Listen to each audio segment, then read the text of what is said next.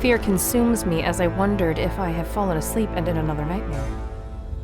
I pinch my arm, and sure enough, I am awake. I hear voices from the other side of the door. Careful not to step in the blood, I open my door to see several neighbors out of their apartments to see what is going on. My neighbor's white chihuahua lay a few feet down the hall, bloody, mangled, and dead.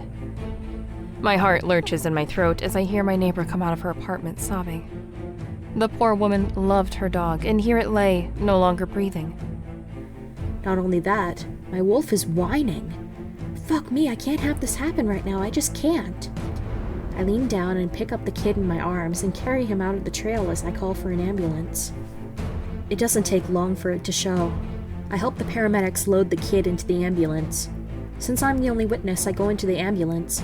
My car will have to stay at Tim's for a while I help the paramedics and answer questions for the doctors and nurses. As the ambulance blares its sirens, I pull my phone out and call my alpha. I go to the window where I saw the book and pick it up. I skim the pages and then look at the decorative cover.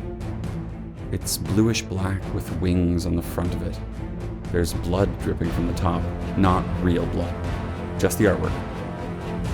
Something about the book draws me in. I'm not sure what. May I help you? I whirl around to see a bulky man staring at me. His eyes are a deep shade of green and his hair is dark brown. I'm about to break when someone clears their throat. I glance up and I have to take a double take. The fucking guy who's been following me is staring at me intently. Did I take his table? No, I swear I was the first one here. If he wants to turn, he's gonna have to follow bar rules and challenge me. Fuck, why is he here anyway? I glance around and I see his buddy up at the bar, ordering drinks. Nope, I think this is completely coincidental. Can I help you? I ask. Care for a challenge, guapo? He inquires, and I can hear his Spanish accent. I feel like I've been sleeping forever. I suddenly bolt upright and remember what had happened when I felt a sharp pain in my side. I was shot! I glance around the room and realize I'm not in a hospital. Hospitals don't have king-size beds or dressers or windows this big. The windows are floor to ceiling. Groaning from the sudden pain, I continue to survey the room. I'm alone. I wondered what happened to the fucker who shot me. Oh, fuck! This is the city. It's a fucking werewolf and it looks rabid.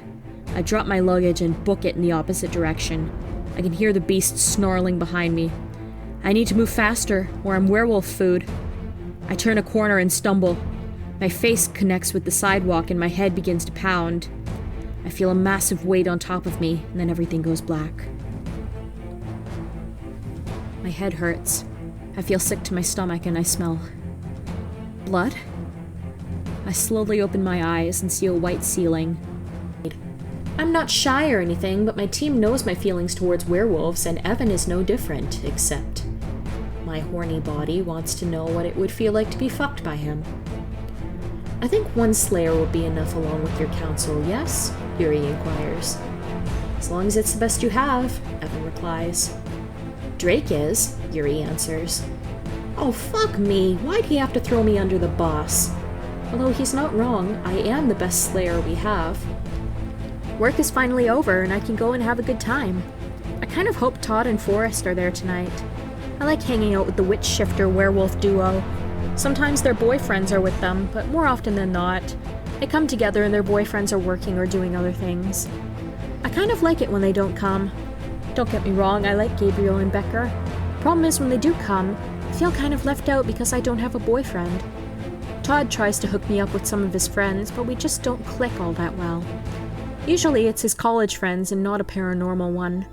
I'm trying, but it doesn't help when Dane is saying the same stupid things, he responded.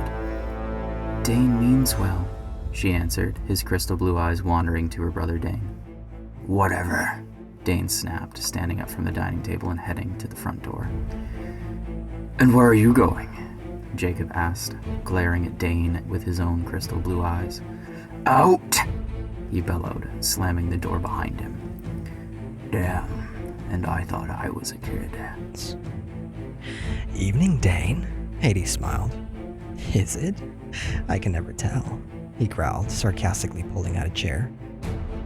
Just as he was about to sit down, Hades flashed himself into the same chair, so Dane actually sat on him and not the chair.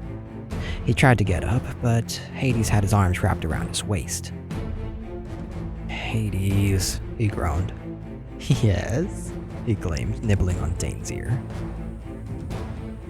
Could you please, for once, control your sex drive?